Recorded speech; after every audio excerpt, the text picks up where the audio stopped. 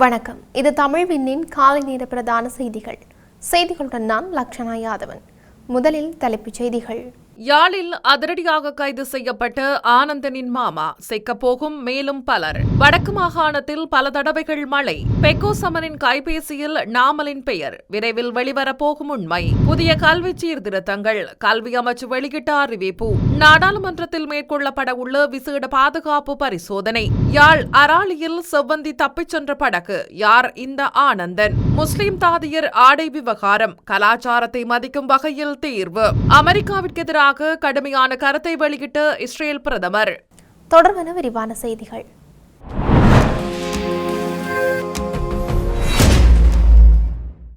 இசாரா செவ்வந்தியை இந்தியாவிற்கு கொண்டு சேர்ப்பித்த படகு கைப்பற்றப்பட்டுள்ளதாக தகவல்கள் தெரிவிக்கின்றன. இன்று நாட்டில் அதிகம் பேசப்படும் விடயம் இசாரா செவ்வந்தியினுடைய கைதும் அவர் யாழ்ப்பாணத்திலிருந்து இந்தியாவிற்கு எப்படி தப்பி சென்றார் என்பதுமே. இந்த நிலையில் கணேமுல்ல சஞ்சீவ கொலையுடன் தொடர்புடைய முக்கிய சந்தேக நபரான இசாரா செவ்வந்தி இந்தியாவிற்கு தப்பிச் செல்ல உதவிய குற்றச்சாட்டில் யாழ்ப்பாணத்தை சேர்ந்த ஆனந்தன் என்பவர் கைது செய்யப்பட்டார். தற்போது மேற்கொள்ளப்பட்ட விசாரணைகளை அடுத்து ஆனந்தனின் மாமா இன்று கைது செய்யப்பட்டுள்ளார். தொடரும் விசாரணைகளில் இன்னும் சிலர் யாழ்ப்பாணத்தில் கைதாகும் சந்தர்ப்பம் உள்ளதாக தகவல் அறிந்த வட்டாரங்கள் தெரிவித்தன. இசாரா செவ்வந்தியை இந்தியாவிற்கு கொண்டு சேர்ப்பித்த படகு கைப்பற்றப்பட்டுள்ளதாக தகவல்கள் தெரிவிக்கின்றன. இவ்வாறு கைப்பற்றப்பட்ட படகின் இயந்திரத்தை காணவில்லை என்றும் குறித்த படகை ஓட்டிச் சென்ற இரு இளைஞர்கள் தலைமறைவாகியுள்ளதாகவும் அவர்கள் தொடர்பில் காவல்துறையினர் தீவிர விசாரணையில் ஈடுபட்டுள்ளதாகவும் தெரிவிக்கப்படுகின்றது. வடக்கு மற்றும் வடமத்திய மாகாணங்களில் பல தடவைகள் மழை பெய்யும் என்று வளிமண்டலவியல் திணைக்களம் இன்று வெளியிட்டுள்ள அறிக்கையில் இதனை தெரிவித்துள்ளது. மேல் சப்ரகமுவ மத்திய மற்றும் வடமேல் மாகாணங்களிலும் காலி மற்றும் மாத்தறை மாவட்டங்களிலும் அவ்வப்போது மழையோ அல்லது இடியுடன் கூடிய மழையோ பெய்யக்கூடிய சாத்தியம் காணப்படுவதாக திணைக்களம் தெரிவித்துள்ளது. இந்த பிரதேசங்களில் சில இடங்களில் 50 மில்லிமீட்டருக்கும் அதிகமான ஓரளவு பலத்த மழை வீழ்ச்சி எதிர்பார்க்கப்படுகின்றது. ஊவா மாகாணத்திலும் மட்டக்களப்பு மற்றும் அம்பாறை மாவட்டங்களிலும் பல இடங்களில் பிற்பகல் 1 மணிக்கு பின்னர் மழையோ அல்லது இடியுடன் கூடிய மழையோ பெய்யக்கூடிய சாத்தியம் காணப்படுகின்றது.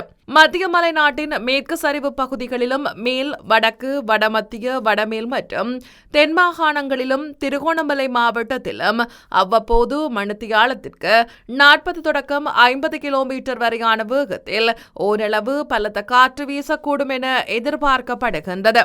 இடியுடன் கூடிய மழை பெய்யும் வேளைகளில் தற்காலிகமாக அதிகரித்து வீசக்கூடிய பலத்த காற்று மற்றும் மின்னல் தாக்கங்களினால் ஏற்படக்கூடிய பாதிப்புகளை குறைத்துக் கொள்ள தேவையான முன்னெச்சரிக்கை நடவடிக்கைகளை எடுத்துக் கொள்ளுமாறு பொதுமக்கள் அறிவுறுத்தப்படுகின்றார்கள்.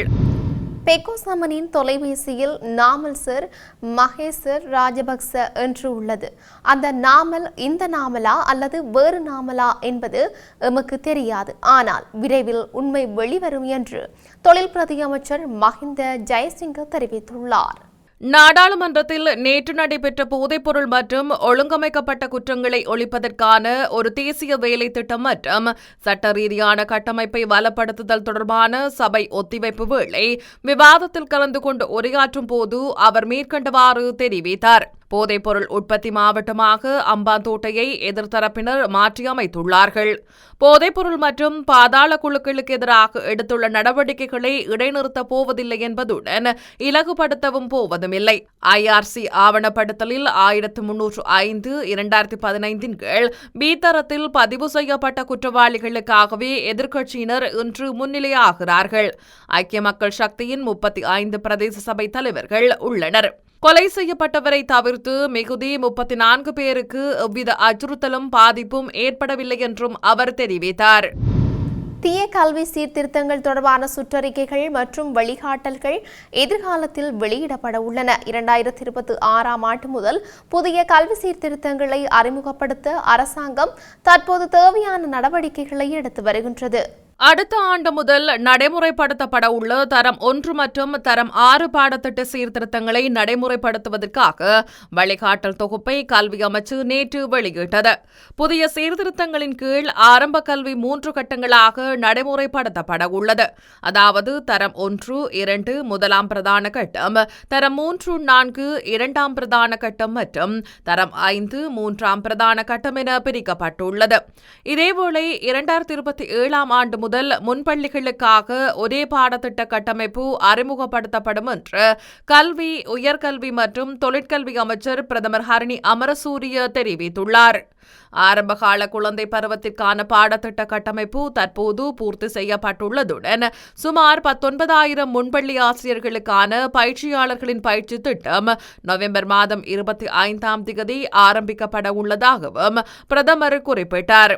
இதன்போது எந்தவொரு பாடசாலையும் மூடப்படாது என்றும் பாடசாலைகளை ஒன்றிணைத்து அபிவிருத்தி செய்வதே அரசாங்கத்தின் கொள்கை என்றும் பிரதமர் மேலும் தெரிவித்தார். அடுத்த ஆண்டுக்கான பாதீட்டு உரைக்கு முன்னதாக அடுத்த மாதம் 3 நாட்களுக்கு நாடாளுமன்ற வளாகத்தில் சிறப்பு பாதுகாப்பு ஆய்வு நடத்தப்படும் என்று சபாநாயகர் மருத்துவர் ஜகத் விக்ரமரட்ன நேற்று நாடாளுமன்றத்தில் தெரிவித்துள்ளார்.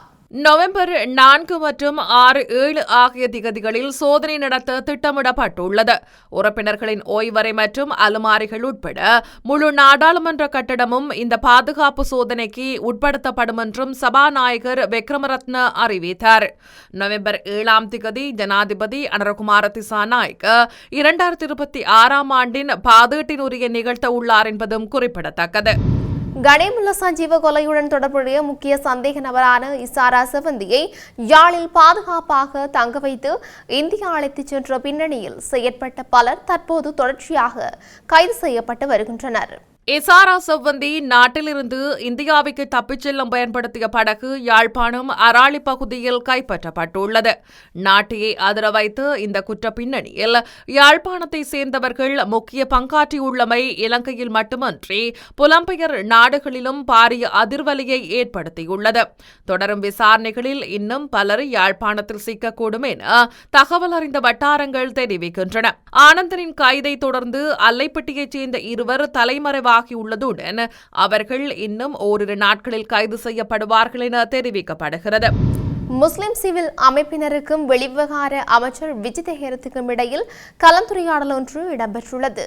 அரச மருத்துவமனைகளில் பணியாற்றும் முஸ்லிம் தாதியர்கள் தமது கலாச்சாரம் மற்றும் மத மரபுகளை பேணும் வகையில் உடைகளை அணிவதில் எதிர்நோக்கும் சவால்கள் கோவிட்-19 காலத்தில் அறிமுகப்படுத்தப்பட்ட வழிகாட்டுதல்களின் காரணமாக தொடர்ந்தும் ஜனாசாக்களை பெற்றுக்கொள்வதில் ஏற்படும் தாமதம் குறித்து இதன்போது கலந்துரையாடப்பட்டுள்ளது.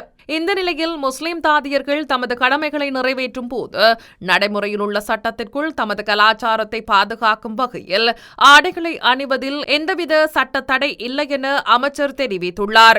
அதே நேரம் ஜனாசாக்கள் தொடர்பில் கோவிட்-19 காலத்திற்கு முன்பிருந்த விதிமுறைகள் மீண்டும் நடைமுறைக்கு கொண்டுவரப்படும் என வெளிவிவகார அமைச்சர் விஜித ஹேரத் தெரிவித்துள்ளார். இஸ்ரேலின் பாதுகாப்பு விவகாரங்களை அந்த நாடே முடிவு செய்யும் என்று அது அமெரிக்காவின் பாதுகாப்பு மண்டலம் அல்ல என்றும் இஸ்ரேல் பிரதமர் பெஞ்சமின் நெதன்யாகு புதன்கிழமை திட்டவட்டமாக தெரிவித்துள்ளார். காசாவில் நடைமுறையில் உள்ள அமெரிக்க ஜனாதிபதி டொனால்ட் டிரம்பின் போர் நிறுத்தம் குறித்து அந்த நாட்டு துணை ஜனாதிபதி ஜே.டி. வான்ஸுடன் விவாதிப்பதற்கு முன்னதாக இந்த கடுமையான கருத்தை நெட்டன்யாகு வெளியிட்டார். காசாவில் நிறுத்தப்படலாம் என்று எதிர்பார்க்கப்படும் சர்வதேச பாதுகாப்பு படையினர் அந்த பகுதியில் இஸ்ரேல் தாக்குதல் நடத்தும் திறனை குறைக்கலாம் என்று இஸ்ரேலில் அச்சம் தெரிவிக்கப்படுகிறது.